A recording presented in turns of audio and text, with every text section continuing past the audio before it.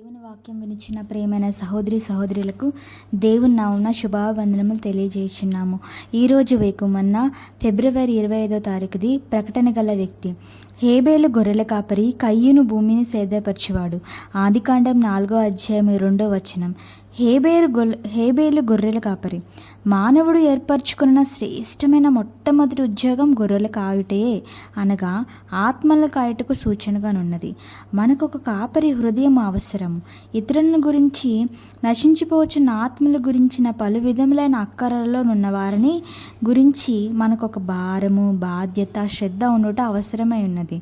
ప్రత్యేకముగా ఒక దైవదాసుడు తనకు అప్పగింపబడిన ఆత్మల గురించిన శ్రద్ధ కలిగి జాగ్రత్తగా కాయచ్చు మెలకుగా ఉండవలను. దేవుడు హేబేలును అతని యొక్క సేవ లేక అతని కానుకను అంగీకరించి అతన్ని గణపరిచినట్లుగా మనం తదుపరి చూచుచున్నాము. అదే విధముగా ప్రభువైన యేసుని మనఃపూర్వకముగా సేవించువారు తండ్రి ద్వారా గణపరచబడుదురు. కయ్యూను భూమిని సేద్యపరిచేవాడు. హేబేలు యొక్క సేవ దేవునికి ఎంతో ప్రీతికరముగా ఉన్నందున హేబేలు ఎన్నుకున్న వృత్తి గురించి మొట్టమొదటిగా పేర్కొనబడెను. హేబేలు గొర్రెల పరిచర్యగా చేయుచుండగా కయ్యూను దేవుని వలన శంపింపబడిన భూమికి సేవ చేయుచుండెను. దేవుడు కోరిన హృదయం అనగా ఇతరుల మీద శ్రద్ధ చూపగల హృదయము కయ్యూనికి లేదని విషయము స్పష్టమే. తదుపరి దేవుడు అతని యొద్ద, నీ తమ్ముడు ఎక్కడున్నాడు అని అతను అడిగినప్పుడు, నా తమ్మునికి నేను కావలివాడినా అని ఎదురు చెప్పిన దాని నుండి అర్థం చేసుకొనగలము. హేబేలు ఒక ప్రకటన గల వ్యక్తి.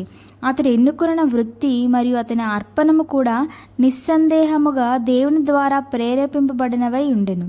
హేబేలు తన మందలో తొలిచూలు పుట్టిన వాటిలో క్రొవ్విన వాటిని కొన్ని తెచ్చెను. మందలో తొలిచూలు పుట్టినవి మంద అంతటిలో శ్రేష్టమై ఉన్నవి. మందలో క్రొవ్విన అనగా హెబ్రీ భాషలో మిక్కిలి శ్రేష్టమైన దానిలో అతి శ్రేష్టమైనవి అని అర్థము.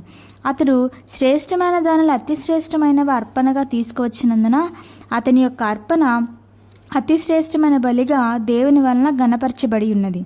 విశ్వాసమును బట్టి హేబేలు కయ్యూని కంటే శ్రేష్టమైన బలి దేవునికి అర్పించెను అని హెబ్రీలకు రాసిన రచయిత చెప్పుచున్నాడు.